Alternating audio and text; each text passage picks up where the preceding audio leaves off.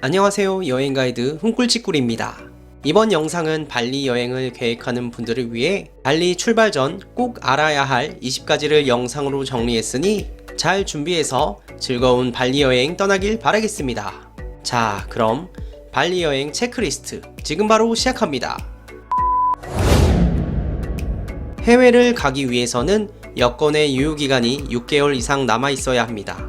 발리의 입국일을 기준으로 6개월 이상 남아있어야 하는데 만약 유효기간이 6개월보다 짧다면 입국이 거부되기에 유효기간 확인 후 재발급이 필요하다면 새로 발급받기 바랍니다. 인도네시아는 아직까지 비자 협정 국가가 아니기에 무비자 여행이 불가하며 때문에 발리를 여행하려면 비자가 필요합니다.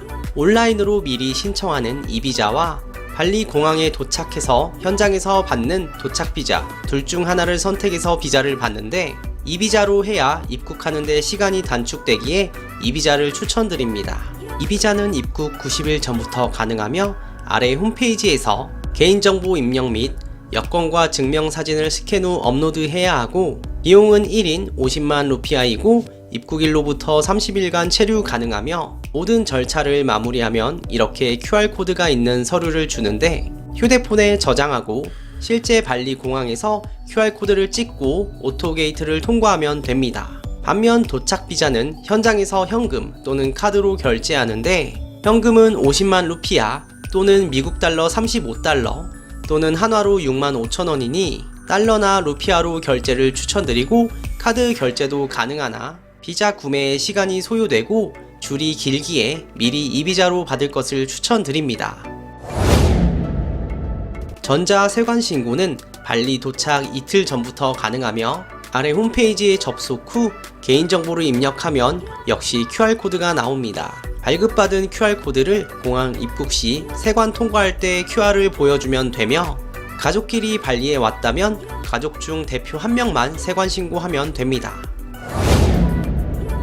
현재 코로나19와 관련된 감염이나 접종 여부는 입국 시 전혀 확인하지 않으나 2024년 8월부터 인도네시아에 입국하는 모든 해외여행자들은 원숭이 두창과 관련된 건강신고를 해야 하고 도착 이틀 전부터 가능하며 아래 홈페이지에 접속하여 개인정보와 건강상태를 입력하면 QR코드가 나오는데 이 QR코드를 발리 공항 직원에게 보여주면 됩니다. 전자 세관 신고와는 다르게 여행객 전원이 작성해야 하니 참고 바랍니다. 발리는 2024년 2월부터 외국인에게 관광세를 도입했는데 1인당 15만 루피아이며 아래의 홈페이지에서 미리 납부가 가능합니다. 다만 24년 말을 기준으로 현재까지 관광세 납부 여부를 확인하는 경우가 거의 없고 울루와뚜, 따나로 사원 등에서 관광세 납부 여부를 확인한다고는 하는데 발리 여행 커뮤니티에 납부 여부를 확인했거나 미납부로 적발된 사례가 없어 개인의 판단에 따라 자율적으로 납부하면 좋을 것 같습니다. 발리 여행은 짧아도 일주일 이상이고 한국에서 멀어 건강에 대한 변수가 많습니다. 감기 정도의 가벼운 질병도 병원에서 진료비가 10만원대로 여행자 보험은 필수입니다. 여행자 보험은 일주일을 기준으로 보통 1만원대로 가입 가능하며 본인의 여행지에서 유명한 병원, 24시간 하는 병원이 어디 있는지, 진료 후 보험 청구와 관련된 서류는 무엇인지 미리 알아놓을 것을 추천드립니다. 발리 여행은 하루 종일 여러 곳을 돌아다니기에 각종 세균과 바이러스에 노출이 쉽고 발리 현지에서 약값이 저렴하지 않기에 한국에서 미리 약을 챙겨가기 바랍니다. 특히 감기약, 멀미약, 두통약, 소화제, 지사제, 알러지약 등에 먹는 약과 모기 기피제, 버물리, 화상연고 등에 바르는 약도 챙겨가야 합니다. 발리의 고온 다습한 기후 특성상 벌레가 많을 수밖에 없고 또한 발리인들이 집 앞에 차낭사리를 놓아 각종 벌레가 많으며 고급 숙소가 아니라면 숙소에 문틈이 벌어져 있기에 벌레가 잘 들어옵니다. 훈꿀찌꿀도 14박 투숙하면서 아야나 리조트를 제외하고 모든 숙소에서 벌레를 봤는데 개미, 모기, 파리는 기본이고 매미처럼 생긴 큰 벌레와 도마뱀까지 숙소 안에서 봤습니다. 따라서 벌레가 싫은 분들은 숙소에 벌레 퇴치 스프레이나 분필을 필수로 챙겨가길 바라며 모기 기피제나 패치, 버물리 등도 가져가기 바랍니다. 발리는 적도 근처에 있는 섬이기에 햇빛이 엄청 강합니다. 특히 건기에 방문했다면 비가 오지 않고 햇빛이 쨍한 날이 이어지기에 피부를 보호하기 위한 모자 중에서도 휴대가 좋은 벙거지 모자를 추천드리고, 그 이외에도 미니 우산, 선글라스, 선크림, 팔토시 꼭 챙겨가길 바라며, 발리에서 수영하는 일정이 있다면 래시가드, 아쿠아 슈즈 등도 챙겨야 합니다.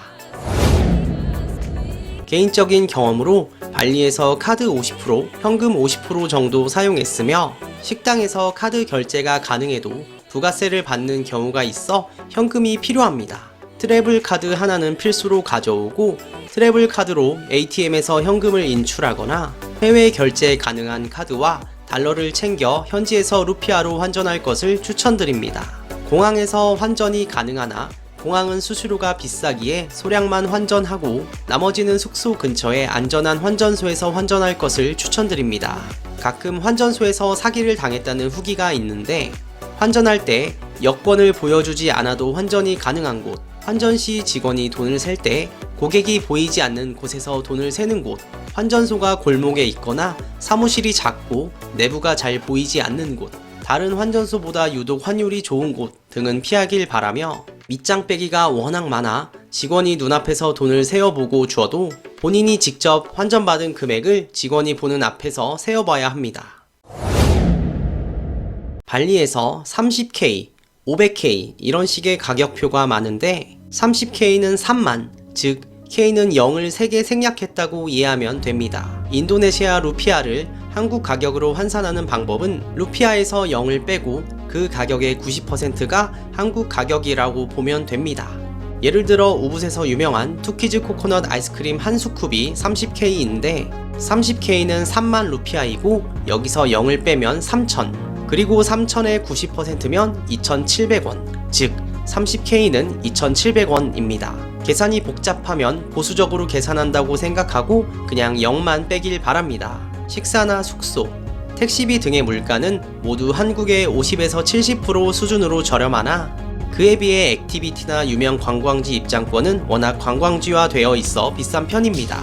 예를 들어 계단식 논과 발리 스윙으로 유명한 알라스 하룸의 경우 입장료 5만 루피아, 드레스 대여비 20만 루피아, 발리 스윙 비용 20만 루피아 해서 총 4만원 정도이며, 동부 유명 관광지인 램프양 사원의 경우 왕복 셔틀비 4만 5천 루피아, 사원 입장료 7만 루피아, 총 1만원 정도의 비용이 필요합니다. 유심보다는 더 저렴하고 갈아 끼울 필요 없는 이심을 추천드리며, 이심이 안되는 휴대폰은 발리 현지에서 유심을 구매해야 하는데 공항에서 구매하는 것보다는 본인이 머무는 로컬에서 구매하는 것이 더 저렴합니다.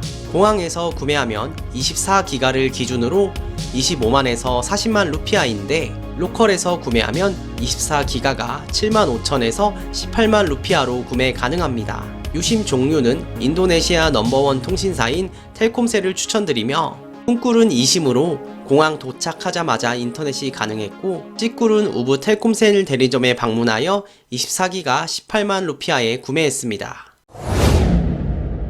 공항에서 택시를 타고 숙소 가는 방법은 크게 4가지가 있으며, 그중 클룩은 한국에서 클룩 사이트에 접속해서 미리 픽업을 예약해야 합니다. 가격이 가장 저렴하나 예약할 때 픽업 시간을 정해야 해서 비행기 연착 등으로 픽업 시간보다 한두 시간 이상 늦게 발리 공항에 도착하면 클룩 기사님들이 그냥 떠나버리고 환불도 못 받는 경우가 있어 참고 바랍니다. 그랩은 동남아의 카카오 택시 앱으로 미리 한국에서 설치하고 공항에서 그랩 라운지에 가면 명찰을 하고 있는 직원에게 목적지를 말하면 휴대폰 앱으로 그랩 기사님을 호출하며 가격도 앱에 나와 있는 가격 그대로를 받습니다. 고잭은 그랩과 마찬가지로 택시 앱으로 한국에서 미리 설치 후 공항에 있는 고잭 라운지에 방문하여 초록색 유니폼을 입은 직원에게 목적지를 말하면 앱으로 고잭 기사님을 호출해주며, 가격은 그랩과 비슷하거나 살짝 저렴하고 클룩보단 조금 비쌉니다. 공항에서 일반 택시는 가장 비추이며 관광객들이 일반 택시를 타지 않아 요즘엔 갑자기 다가와서 본인이 그랩 기사라며 속여 택시에 태우는 경우가 있습니다. 절대 따라가지 마시고 그랩이나 고잭은 라운지 앞에서 직원을 통해 호출하길 바라며 일반 택시는 가격도, 기사의 신원도 불투명하기에 비추천드립니다. 그랩과 고잭 앱은 한국에서 미리 설치하고 해외 결제 가능한 카드를 앱에 등록하면 현지에서 택시 부를 때 현금을 주지 않고 등록된 카드로 결제가 가능하며 두 앱 모두 설치하여 장거리의 경우 비교해서 더 저렴한 쪽으로 호출하기 바랍니다. 가격이 거의 비슷하거나 고잭이 살짝 저렴하기에 참고 바랍니다. 여행객 입장에서 발리를 이동할 때 로컬 버스는 거의 이용할 일이 없습니다. 노선이 있더라도 복잡하며 배차도 잘 없고 정보가 정확하지 않기에 비추이며 주로 택시로 지역 간 이동을 하는데 공항과 마찬가지로 로컬 택시는 타지 마시고 차량 넘버, 기사님 정보가 앱에 나와 있는 그랩이나 고잭을 이용하기 바랍니다. 그리고 차량이 막히는 시간대 또는 우부 시내와 같은 그냥 막히는 특정 구간에는 택시보다 오토바이가 비용도 저렴하고 빠르게 목적지에 가기에 참고 바랍니다. 인도네시아는 한국과 국제운전면허증 협약 국가가 아닙니다. 따라서 한국 국제운전면허증으로 발리에서 차량과 오토바이 운전은 사실 불법입니다. 차량 렌트가 불가능하고 길도 좋지 않으며 우엔들 운전이 어려워 차량 렌트는 거의 안 하지만 오토바이 운전도 불법임에도 하루 7-8천원의 저렴한 가격에 자유롭게 이동이 가능하기에 간혹 렌트하는 경우가 있습니다. 오토바이 렌트를 하더라도 운전 중 사고가 나거나 난폭한 운전 등으로 현지 경찰에 잡히면 무면허로 큰 불이익이 있다는 점은 꼭 아셔야 합니다. 장기 여행자의 경우 한두 번은 음식 배달을 시키는 경우가 있는데 음식 배달도 그랩과 고잭 앱으로 주문 가능하며 배달비가 가까운 곳은 500원에서 1000원 미만으로 매우 저렴합니다. 앱 자체에 할인 쿠폰도 있어 음식 가격도 저렴하게 드실 수 있고 특히 남부 리조트에 투숙하면서 근처에 식당이 없을 때 배달이 유용합니다. 한국의 카카오톡과 같은 메신저가 발리에서는 왓츠앱이며 분위기 있는 레스토랑이나 마사지를 미리 예약하거나 숙소에 연락을 취할 때 모두 왓츠앱으로 하니 왓츠앱은 미리 설치할 것을 추천드립니다.